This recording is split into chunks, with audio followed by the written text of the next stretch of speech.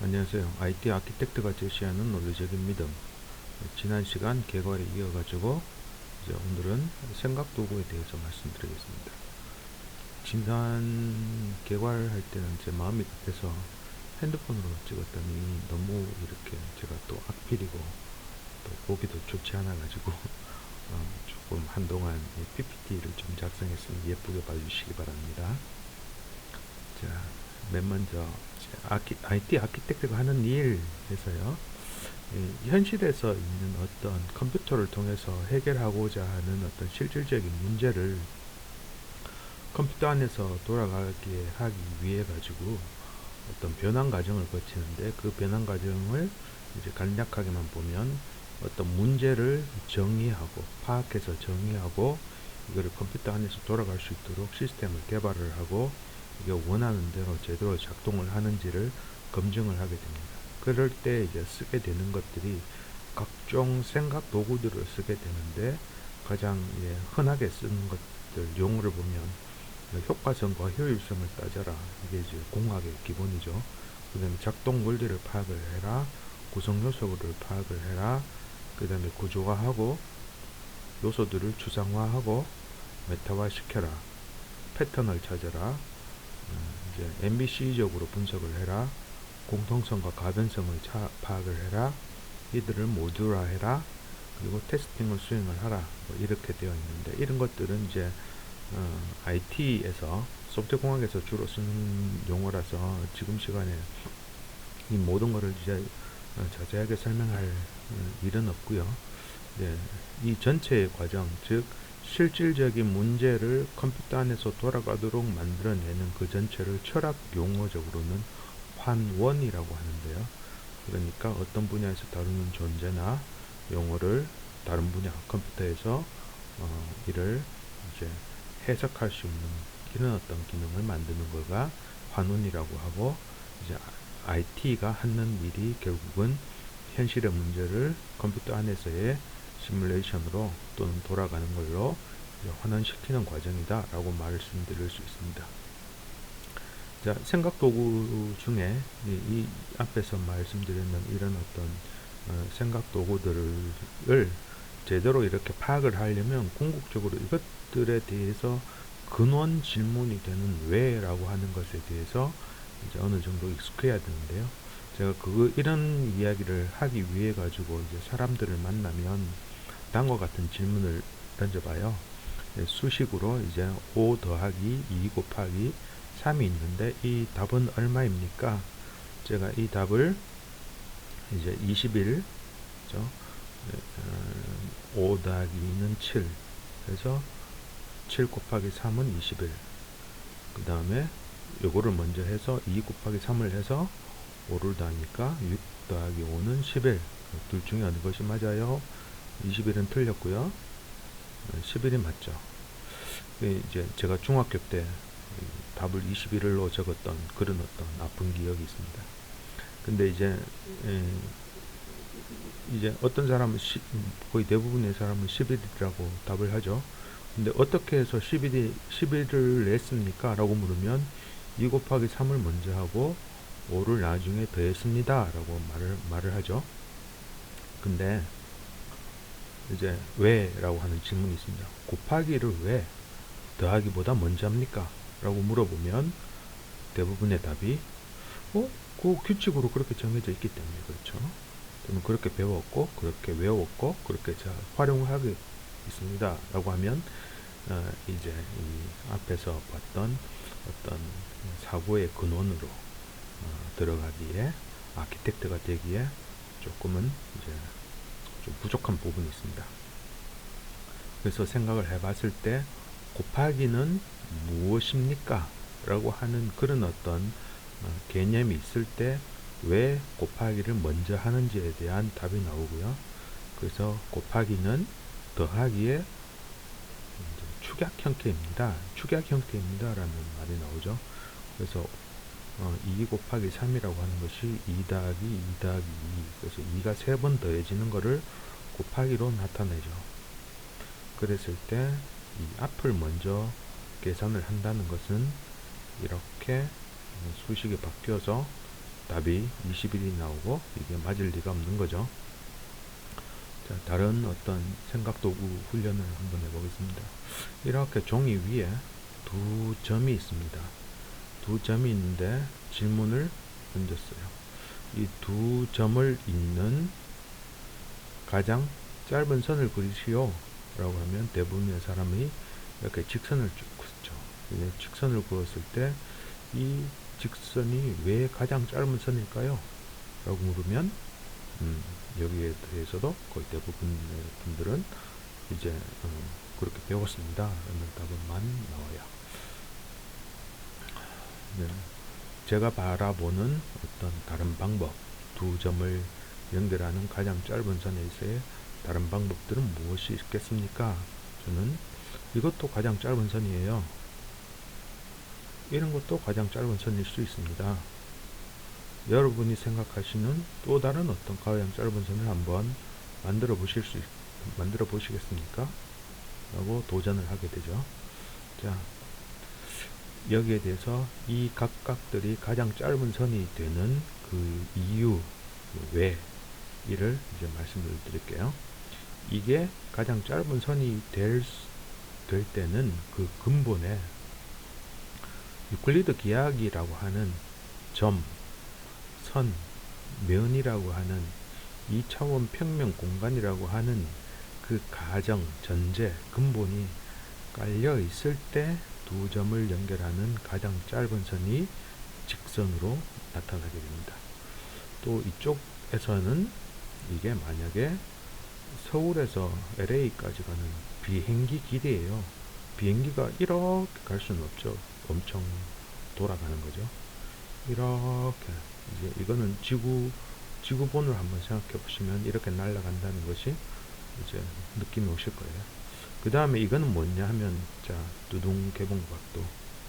명절길에 제가 명절에 서울에서 대구로 가는 저만의 가장 시간이 적게 걸리는 길입니다. 여기 6호선, 아니 6번 국도를 타고 횡성까지 가서 그 다음에 중앙으로 쭉 내려가는 게 가장 짧은 선입니다. 그 다음에 또 어떤 방법이 있을까요? 이렇게 종이 위에 두 점이 있는데 이 두 점을 연결하는 가장 짧은 선은 여러분들이 마음껏 그리셔도 되고요.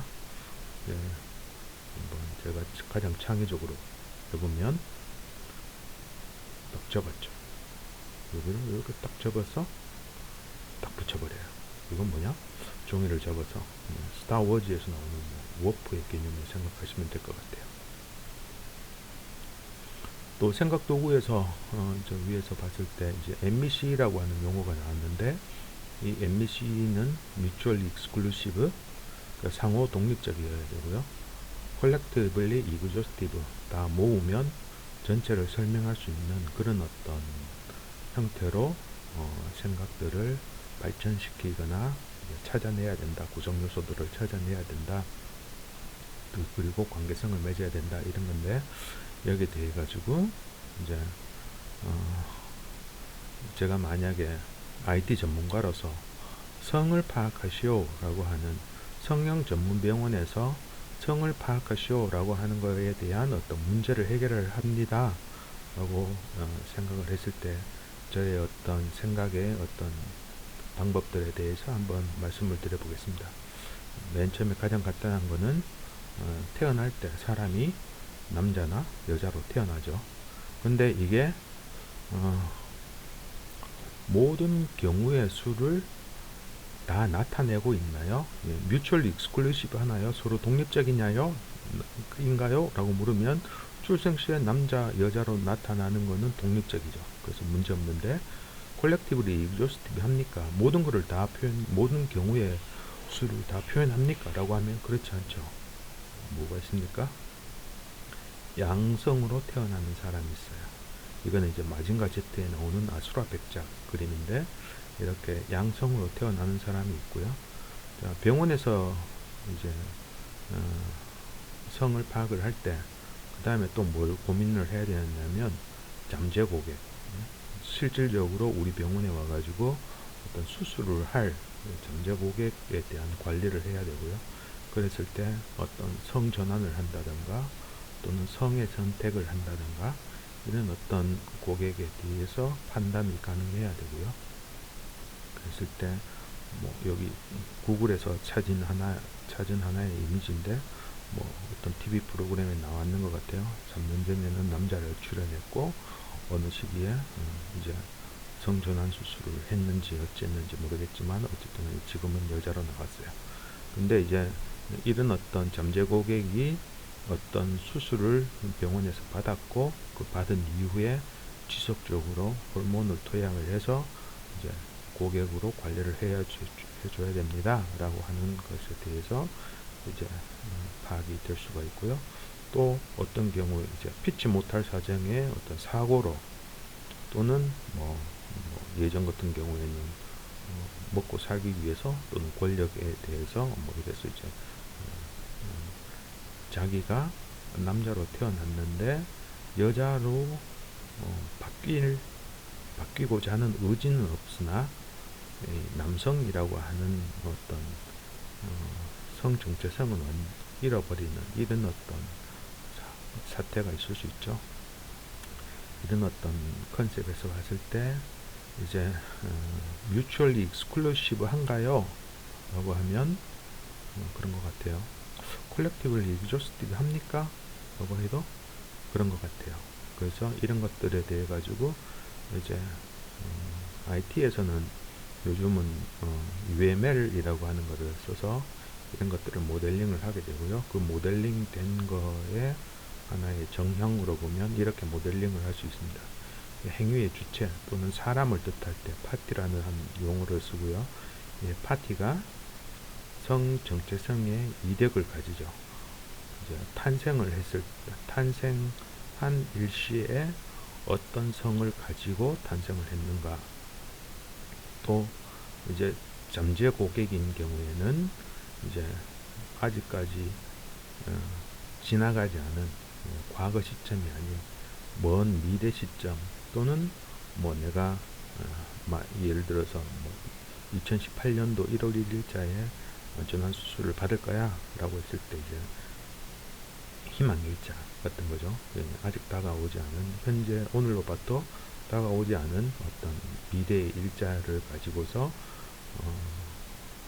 어떤 잠재 고객으로 등록을 한다든가 그죠? 이런 것들에 대해 가지고 또는 어떤 날짜에 남성으로 태어났는데 이런 것 같은 경우에 남성으로 태어났는데 뭐 2014년도에 여성으로 전환 수술을 했어요 라고 할 때 또 이제 이런 경우에는 의지를 갖고 여성이라고 하는 것을 자기가 선택을 하는 거죠. 근데 이거는 이런 경우에는 남성인데 의지적으로는 아직까지 계속 남성으로 남아있고 싶은데 여기에 대해서 뭔가의 어떤 새로운 타입을 주고 싶어요 라고 하면 중성이에요. 근데 이제 여기서 한번 물어볼까요? 이게 한번 생각을 해볼까요? 이게 트랜스젠더라고 하는 것이 성일까요? 그랬을 때 트랜스젠더라고 하는 것은 이제 물어보는 거죠. 콜렉티블리 exhaustive하게 이것들을 다 모델링을 했을까요? 라고 물었을 때 아닌 것 같아요. 왜냐하면 트랜스젠더라고 하는 것은 여기에서 성으로 나타나지 않죠. 근데 트랜스젠딩이라고 하는 것이 결국은 어떤 특정 일자에 성이 바뀌는 이력이 있는 거고요. 그 이력을 파악하기 위해서는 거기에 대한 기능을 행위 주체자에게 기능을 만들어내게 됩니다. 그래서 여기에다가 성전환자입니까? 라고 물었을 때 여기에 쌓여 있는 성정체성의 변화 이력을 보고 여기에 대한 성전환자인지 아닌지를 파악하게 됩니다. 자, 제가 흔히 쓰는 창의성 발전기에 대해서 하나의 어떤 생각의 틀을 그림으로 표현하기 위해 가지고 제가 한번 준비를 해봤는데요. 또 어떤 분들이랑 커뮤니케이션을 할 때 도와 도끼리는 통합니다 라고 하는 이런 어떤 말을 하면서 즐겁게 대화를 나눴던 그런 일들에서 이제 도와 도끼리는 통하게 만드는 방법론이 무엇입니까? 라고 물었을 때 제가 설명을 하는 그림입니다. 현실의 세계 또는 인지의 대상, 문제를 해결해야 하는 대상에서요.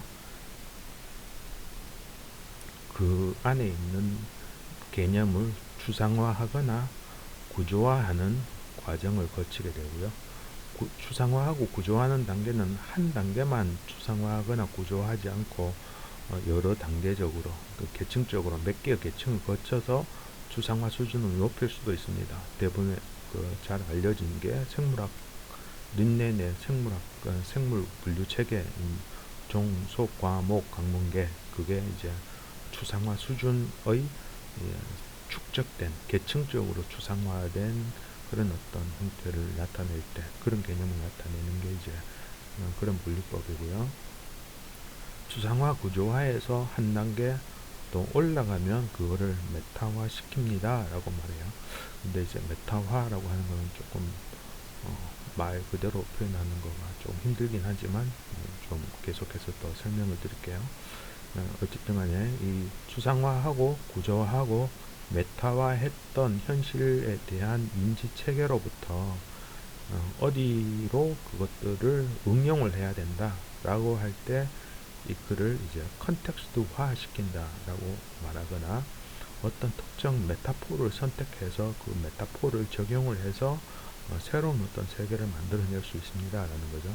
그래서 현실 세계에서 봤을 때 땅과 구름 또 뭐 그 안에 이제 뭐 바다도 집어넣고 사람도 집어넣어서 만화 영화 같은 것들 그리고 제가 좋아했던 영화가 또 매트릭스 같은 경우 이게 전부 다 뭐 어떻게 보면 현실의 세상이 현실이 아니라 어떤 디지털라이즈 되어 있는 하나의 세상인 거고 자기가 이 현실에 있는 세상에서 디지털라이즈 되어 있는 세상으로 느끼고 그 클래스 로딩이라고 하는데 클래스를 로딩해서 어떤 새로운 현실의 가상 세계에서의 어떤 오브젝트를 만들고 그 오브젝트 사이를 이제 이동하면서 어떤 자기의 어떤 성취를 이뤄내고 그런 어떤 컨셉이 이제 매트릭스고요. 그 다음에 비슷한 게 이제 소스 코드라고 하는 게 있어요.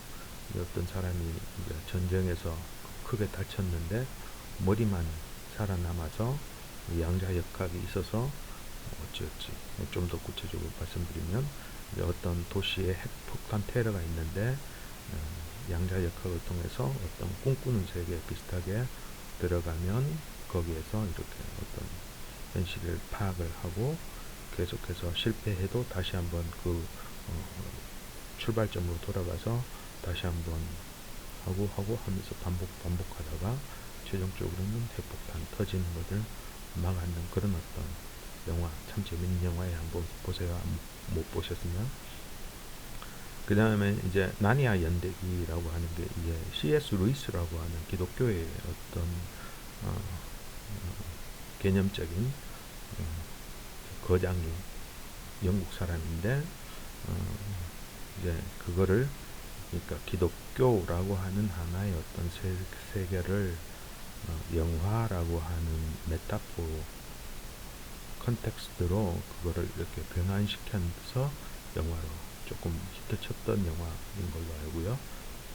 이렇게 만들어내는 것이 이제 컨텍스트화 합니다 라고 하는 거죠. 그러니까 현실의 세계에서 어떤 변환 과정, 현실을 파악을 하고 그걸 변환시켜서 새로운 거를 만들어내는 창의성입니다 라고 하는 거죠. 이렇게 이렇게 한 과정만 거치는 게 아니고요. 이렇게 어떤 컨텍스트화를 통해서 뭔가의 훈련이 되고 나면 거기에 대한 인식의 깊이나 폭, 방식이 개선 발전할 수 있어요. 그래서 하나의 그림을 하나를 더 준비했는데 이 그림이 뭐냐면 지구의 내핵과 멘틀 그리고 그 멘틀의 대류가 일어나는 어떤 그림인데 이게 왜 이게 여기에다 갖다 놓냐면 그죠 여기에 대류 여기서 공기의 대류와 멘틀 대류는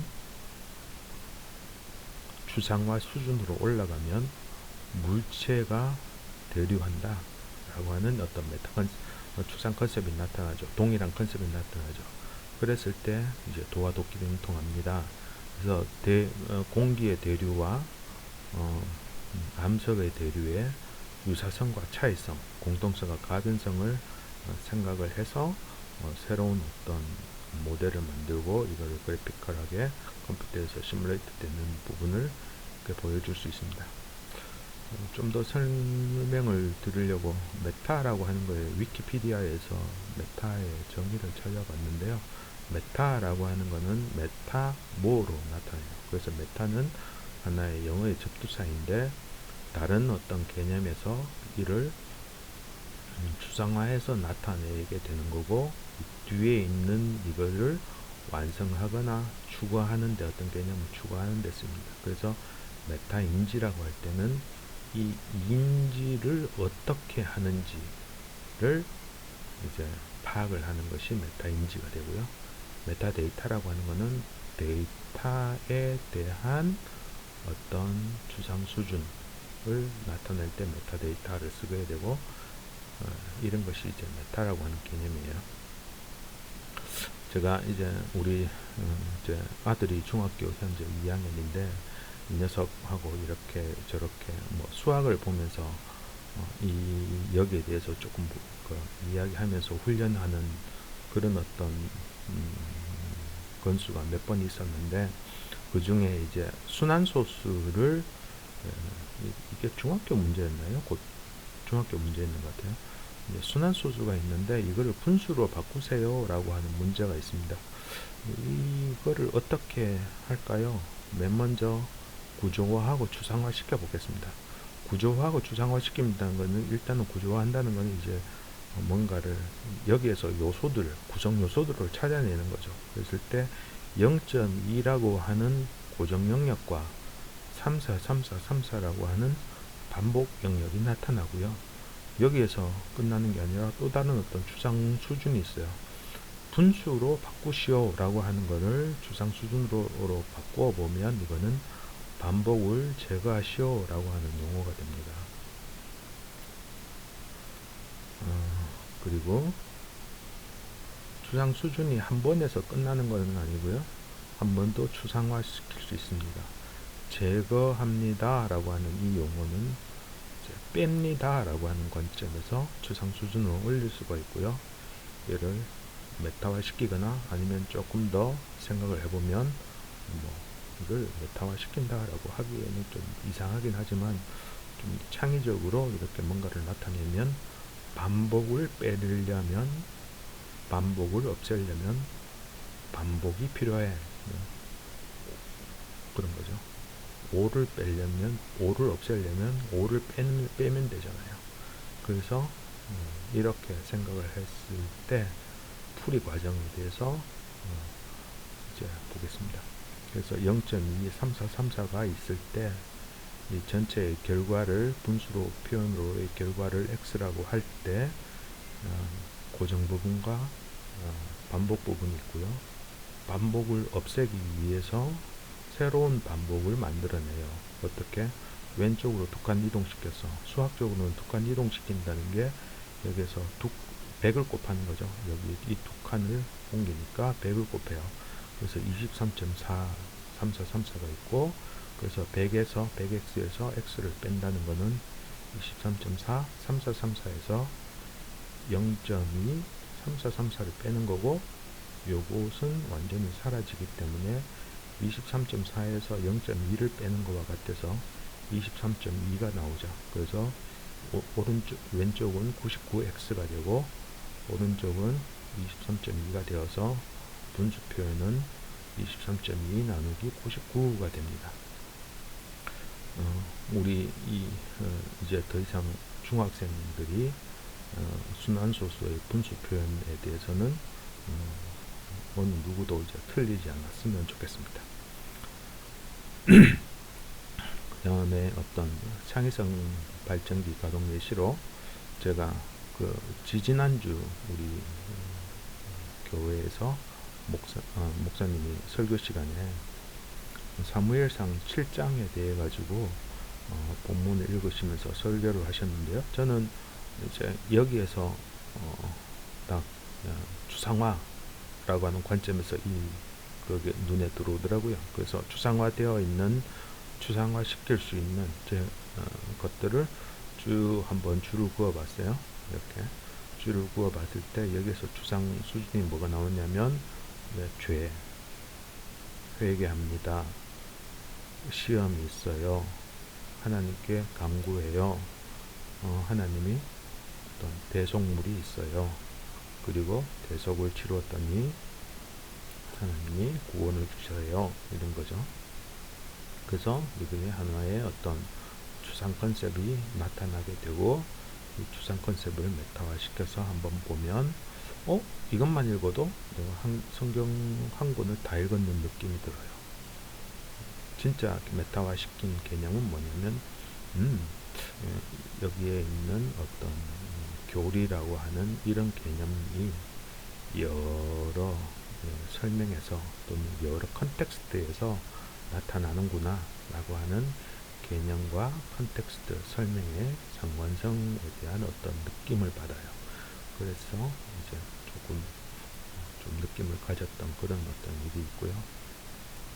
저는 이 현재 많은 어떤 부분에 있어서 좀 생각이 세계관이라고 하는 것에서 많이 필이 오는데, 그 필은 계통적이냐,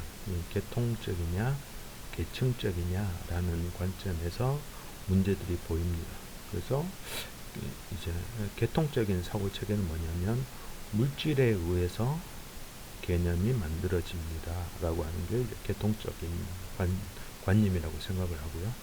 계층적인 세계관은 개념에 의해서 물질계가 지배받습니다 라고 하는 관점이에요. 조금 있다가 이렇게 여기 이 Decoding the Universe라고 하는 이 다큐멘터리, 따끈따끈하게 2015년도에 나온 다큐멘터리고요. 이 다큐멘터리를 보시면 수학적인 모델이 어떻게나 그렇게 전체 우주를 그렇게 잘 설명할 수 있는지 진짜 수수께끼 중에 수수께끼입니다 라는 거예요. 그래서 물질계에 의해서 뭐 개념이 만들어졌는지, 개념에 의해서 물질계가 지배를 받는지, 이는 수수께끼 중에 수수께끼고, 이 수수께끼는 결국은 최종적으로는 자신이 선택하는 어떤 믿음의 대상입니다. 자, 계통성과 계층성을 이야기를 할 때 또한 빼놓을 수 없이 이렇게 많은 어떤 논란이 있는 게 이제 진화론이죠. 그래서 진화론 이야기를 나중에 가면 조금 더 자세하게 드릴 텐데, 제일 먼저 이제 창세기 1장, 하나님이 만드셨습니다, 창조하셨습니다 라고 하는 거는 어떻게 보면 수천 년 전 사람들을 위한, 현재도 쓰이긴 하지만 쓰이지만 수천 년 전 고객, 그러니까 사람들을 위한 하나님의 어떤 친절한 버전이었고요. 요즘 들어서 생각을 해보는 거는 이제 어떻게 보면 세포, 피, 뼈, 소화계, 순환계, 신경계들을 보면 설계적인 관점에서의 어떤 계층성이 저는 느껴져요. 어떤 영어 표현은 레이어드 디자인이라고 하는데요. 계층적인 부분이 보이고요. 이런 어떤 계층적으로 생각할 수도 있고, 모든 생명체는 원시 생명체의 화학적 우연한 결합에 의해서 생명체가 탄생을 했고, 이후 자연 선택에 의해서 변화를 거듭해서 세포, 피, 뼈, 소화기, 순환계, 신경계, 생명이 발전했습니다. 이렇게 생각할 수도 있어요. 그리고 DNA 구조의 유사성과 차이성을 컴퓨터 프로그램과 같은 정보 체계로 봤을 때 이를 추상화시켜서 생각을 해보면 IT 하는 분들은 이 후속 있는 용어가 친숙해요. 뭐냐면 설계적인 관점에서의 디자인 리유즈, 재사용이나 레이어드 아키텍처의 레이어드 어프로치의 레이어드 디자인의 흔적이 보입니다 라고 생각할 수도 있고요. 같은 대상을 보면서 IT적으로는 자연적인 모듈 재사용, 모듈 리유즈, 링킹 체계를 말하는 거죠. 모듈 재활용성이 보이기도 하고, 또는 어떤 계통적인 발전 과정들이 보여요 라고 생각할 수도 있는 겁니다. 그래서 어떤 하나의 어떤 깨달음을 얻으려면 근원적인 고찰을 하는 사고가 필요하고요. 그것이 이제 부처가 된 오래전에 시다르타, 그러니까 부처님 되기 전에 어떤 속명이죠. 시다르타의 해탈하는 방법이 뭐였습니까? 라고 하면 끊임없이 들어가는 왜. 그러니까 하나의 어떤 왜가 풀리면 그 안에서의 어떤 왜, 또 그게 풀리면 또 그 안에서의 왜를 생각을 해서 이제 윤회라고 하는 것이 하나의 최종적인 답이로 나타나는 것을 볼 수가 있어요.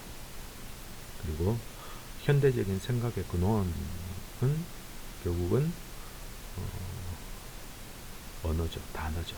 언어 또는 수학에서의 공리가 근원을 이루고요.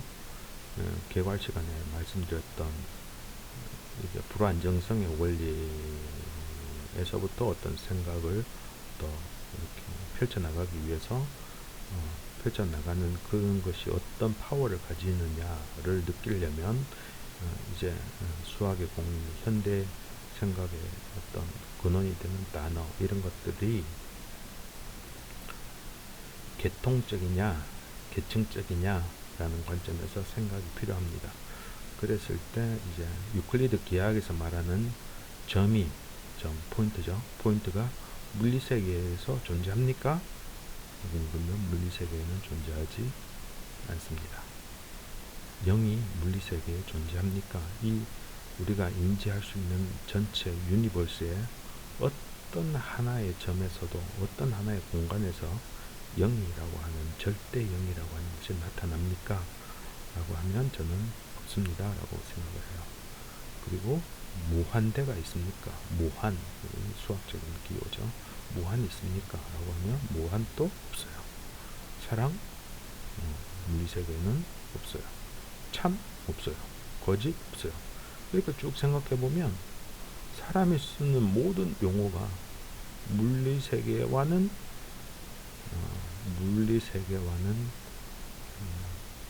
1대1로 매핑할 수 없는, 1대1로 연결할 수 없는 그런 어떤 다른 세계다라는 거죠. 그래서 사람은 완전 물리세계에서 사는 것이 아니라 혼의 세계에서 삽니다.